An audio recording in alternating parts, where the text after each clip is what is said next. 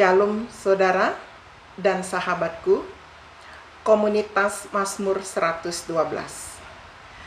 Kita berjumpa lagi untuk merenungkan kebenaran firman Tuhan dan belajar bersama-sama dalam tema perubahan terjadi ketika Anda menjadi pelaku firman.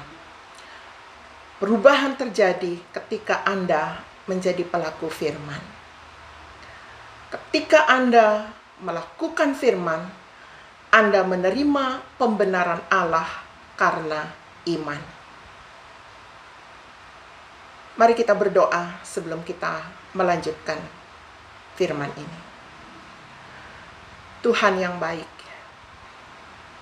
bukalah pikiran kami, mata rohani kami, agar kami dapat melihat keajaiban-keajaiban di dalam firman-Mu ini. Dan bentuklah hati kami menjadi pelaku dari firman ini. Di dalam nama Yesus. Amin. Haleluya. Berbahagialah orang yang takut akan Tuhan dan yang sangat suka kepada segala perintahnya. Anak cucunya akan perkasa di bumi. Angkatan orang benar akan diberkati. Harta dan kekayaan ada dalam rumahnya. Kebajikannya tetap turun-temurun. Dari dalam gelap terbit terang bagi orang yang benar. Pengasih dan penyayang, orang yang memberikan pinjamannya, dan mujur orang yang melakukan urusannya dengan sewajarnya. Sebab ia takkan goyah untuk selama-lamanya. Dari dalam gelap terbit terang bagi orang benar. Ia tidak takut kepada kabar celaka. Hatinya tetap teguh. Hatinya penuh kepercayaan kepada Tuhan. Sehingga ia memandang rendah para lawannya. Ia membagi-bagikan. Ia memberikan kepada orang yang miskin. Kebajikannya tetap untuk selamanya. Tanduknya meninggi dalam kemuliaan. Orang fasik melihatnya, lalu sakit hati. Ia menggertakkan giginya, lalu hancur. Saudaraku, kita merenungkan kebenaran ini yang sangat akan menolong kita di dalam Yakobus 1 ayat 22 dikatakan, tetapi hendaklah kamu menjadi pelaku firman, dan bukan hanya pendengar saja. Sebab jika tidak demikian, kamu menipu diri sendiri. Apabila tidak ada perubahan di dalam hidupku secara nyata dan berkesinambungan, berkelanjutan, itu tandanya saya tidak mengerjakan apa yang menjadi kewajiban saya. Rahasia ini sebenarnya sederhana, saudara. Namun sering tidak diperhatikan dengan baik. Belajar yang menghasilkan perubahan adalah mendengar, mengerti, merenungkan, melakukan, dan terus mengulangi, maka kebenaran itu akan menjadi karakter. Mari kita ambil contoh Abraham dalam Roma pasal yang keempat ayat 1-25. Tidaklah heran ketika Abraham percaya kepada firman yang Allah sampaikan kepadanya. Tindakan percaya Abraham ini diperhitungkan kepadanya sebagai kebenaran. Hal itu dibuktikan secara nyata bahwa ia menghadirkan keturunan di usia lanjut. Hanya satu anak yang bernama Ishak. Imannya tidak menjadi lemah. Walaupun ia mengetahui bahwa tubuhnya sangat lemah dan usianya telah 100 tahun dan rahim Sarah telah tertutup, tetapi terhadap janji Allah ia tidak bimbang, karena ketidakpercayaan. Malah ia diperkuat dalam imannya. Dan ia memuliakan Allah. Dengan penuh keyakinan, Allah berkuasa, bahwa Allah itu berkuasa untuk melaksanakan apa yang telah ia janjikan. Lalu Allah meminta Ishak untuk dipersembahkan. Ketika Allah meminta, Abraham taat sebab ia percaya terhadap janji Tuhan. Sekalipun Ishak harus mati, ia percaya bahwa Allah sanggup melaksanakan apa yang telah ia janjikan. Bahkan ia sanggup mencipta dengan firman-Nya dari apa yang tidak ada menjadi ada.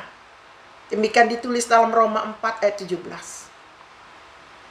Dasar pengharapan Abraham adalah firman Allah yang berkata, demikianlah banyaknya nanti keturunanmu. Tindakan kepercayaan Abraham terhadap firman ini, tindakan itu diperhitungkan juga kepada kita sebagai kebenaran.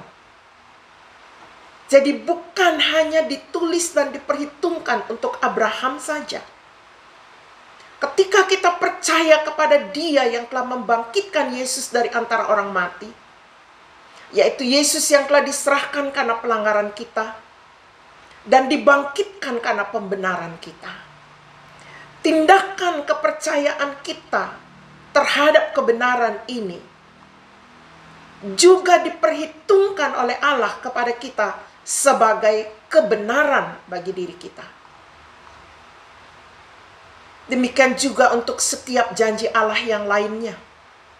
Sama caranya kita percaya. Kita masuk dalam rumah tangga, masalah-masalah yang kita hadapi. Mungkin saat ini rumah tangga kita belum seperti struktur yang Allah tetapkan dan minta di dalam Alkitab. Namun kita yang sadar, terimalah firman-Nya. Jika Anda sebagai seorang istri, Anda sudah tahu apa tugasmu. Apa tugasmu sebagai seorang ibu. Jika Anda sebagai seorang ayah, seorang suami, Anda sudah tahu tugasmu. Terimalah firman-Nya. Jika Anda sebagai seorang anak, jika Anda sebagai seorang asisten rumah tangga, Anda juga sudah tahu tugasmu.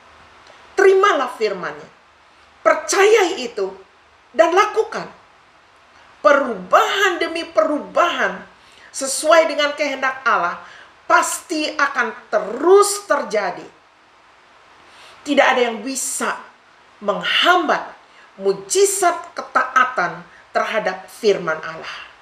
Jadi, perubahan terjadi ketika Anda, ketika saya, ketika siapa saja menjadi pelaku firman. Anda menerima, saya menerima pembenaran Allah karena iman. Ini yang disebut iman yang diwujudkan dalam perbuatan. Karena iman tanpa perbuatan mati. Tetapi hendaklah kamu menjadi pelaku firman dan bukan hanya pendengar saja. Sebab jika tidak demikian, kamu menipu diri sendiri, alias iman mati. Sekali lagi, apabila tidak ada perubahan di dalam hidupku secara nyata dan berkesinambungan, itu tandanya saya tidak mengerjakan apa yang menjadi kewajiban saya. Apabila tidak ada perubahan secara nyata di dalam hidup saudara, secara berkesinambungan, itu tandanya saudara tidak mengerjakan apa yang menjadi kewajiban saudara. Jadi mulai hari ini, kerjakan apa yang menjadi kewajiban kita dan nikmati perubahan yang terjadi serta pembenaran yang akan Allah berikan karena iman kita terhadap janjinya. Sebelum kita berpisah, saya akan berdoa lagi. Tuhan, meteraikan sabdamu di hati setiap pendengar ini. Buat mereka melihat mujizat-Mu, di mana saja firman-firman-Mu dilaksanakan. Mujizat lepas mujizat terjadi. Perubahan-perubahan yang sesuai dengan firman-Mu terjadi.